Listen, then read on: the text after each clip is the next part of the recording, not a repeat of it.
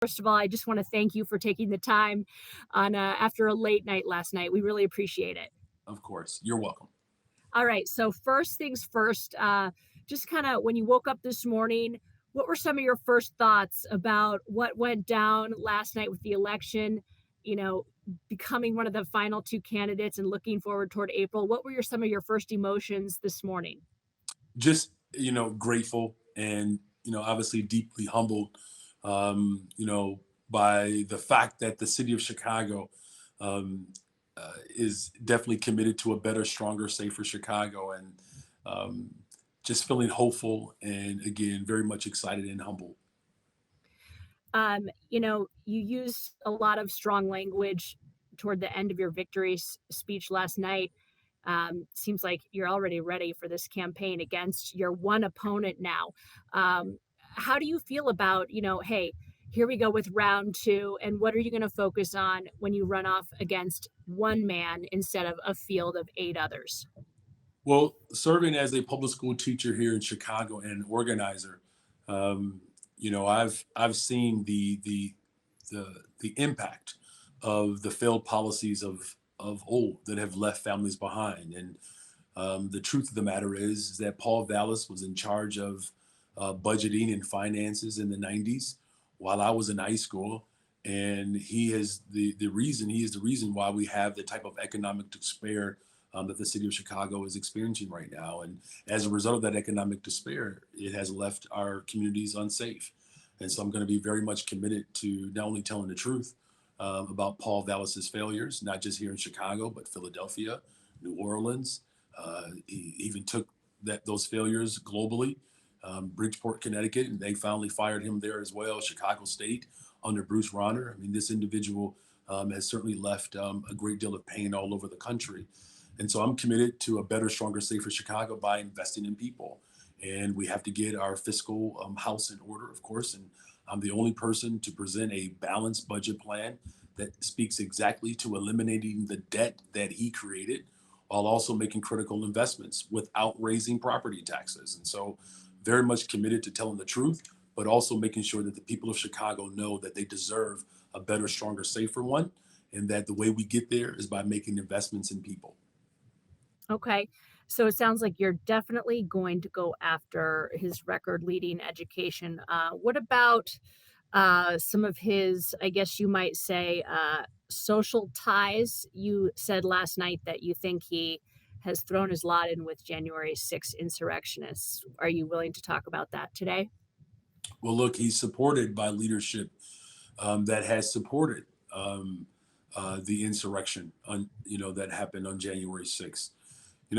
But the truth of the matter is not just the fact that he has declared himself to be a Republican. He's against abortion. I mean, he has have had strong ties with individuals again, that speak to fear and divisiveness. What my campaign is committed to doing, and what I've done as a teacher, I've done this as an organizer, and I've done it as a Cook County commissioner. We bring people around a set of values that speak to our hopes and our aspirations. And that's why, again, my work on the county board of passing multi-billion-dollar budgets that have invested into the lives of working people, that have worked to pull people up out of poverty, and then of course to make sure that the middle class is seen, heard, and protected. And that's what my work has been throughout my entire career, and it's obviously very much the opposite of what Paul Vallas is committed to doing, which is taking us back to a time that has not only left families behind, but it continues to speak to the type of disorder and disinvestment that, quite frankly, has been a tremendous failure. So speaking of investment, a lot of corporations who have their headquarters down here in Chicago, who have employ a lot of people in Chicago, um, I think that your proposal to maybe do a head tax on suburban workers that are coming from the suburbs to work for a lot of these large companies. I think a lot of people that maybe live in the suburbs want to hear more about that plan. Are you still committed to that? Is that something you would work with maybe Metro on as a tax on that agency, or where are you right now as you move on into this next phase? Well, I want to make sure that I'm very clear that I'm not going to raise property taxes.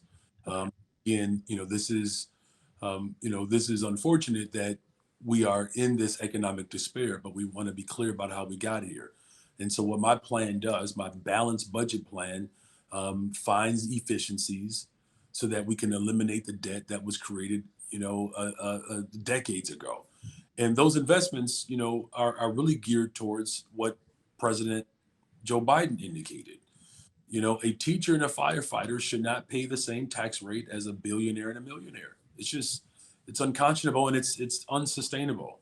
The way we have gone up in terms of how we've attacked, if you will, the finances in the city of Chicago, what we've had has over the course of decades now, politicians just keep kicking the can down the road. We cannot afford to keep doing that because it's driving working people out of the city of Chicago. And so, whether it's a corporate head tax, whether it's a financial transaction tax, I mean, these are major corporations in many instances that are doing over 50% of their business with the people of Chicago.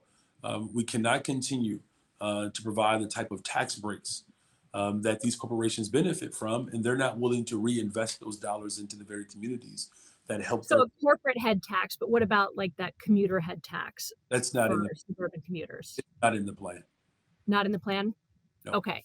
Wow, that must have been an earlier version. Okay. So you are looking at, maybe some bigger businesses, helping balance the budget, but you're not looking to punish like a metro commuter. Is that I just want to make sure I have this right. That is correct. That's not Okay. that's the plan. In fact, I know there were some other dynamics that a particular publication had attributed to our plan, which obviously Yeah. was a mistake on their part, and they've Oh, that. But again, as far as the corporate head tax is concerned, it's been on the books before. Many of the larger corporations had issues with the processing of paperwork and the filing of documentation, of which my plan speaks to how we do that in a streamlined way, and we do it in a way that's not as cumbersome. So there are ways in which we can generate revenue, from the large corporations that are benefiting from the economic infusion of those who rely upon city services. I mean, look, the city of yeah. Chicago, one of the largest economies in the entire world. No one should be too poor living in one of the richest cities in one of the wealthiest countries at the richest time in the history of the world. And as long as we have 65,623 people who are unhoused, of which 20,000 are families, we should not be okay with it. And as mayor of the city of Chicago, I won't be okay with it. We're going to work together to solve it. Awesome. Thanks for clearing that up. Two more very like quick things. Um, events like NASCAR and Lollapalooza coming to the lakefront. Will you, if you become mayor in May, will you allow that stuff to keep going? Is it already contracted out? I would have to look at those contracts, right? That's going to be important. But what I can say is, moving forward under my administration, decisions that are made for the city of Chicago have to be made in a collective, collaborative way. That's the type of leader that I am. I've been that as a teacher, an organizer, and a Cook County commissioner. You have to be collaborative.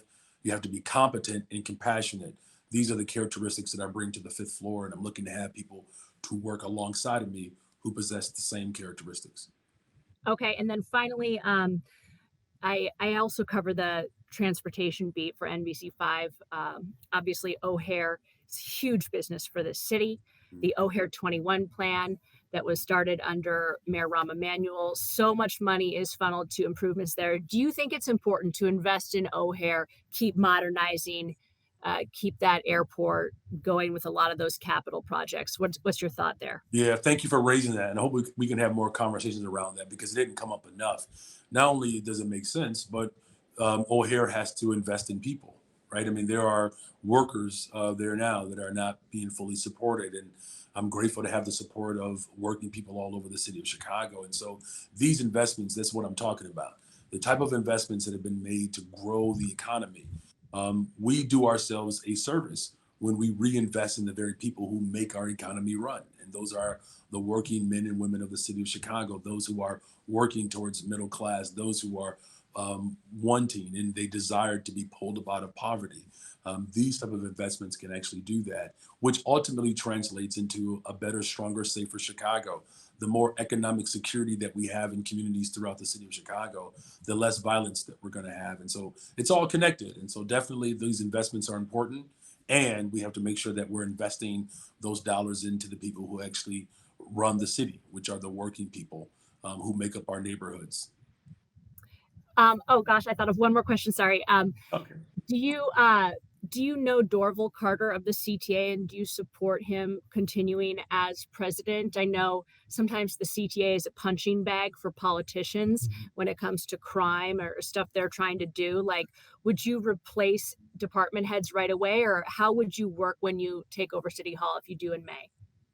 Well, look, again, I was raised in a very large family. I'm one of 10, and my parents were also foster parents. My father is a pastor, a unionist, and a carpenter, and he raised us with the very basic principle. Again, we have to be collaborative, competent, and compassionate.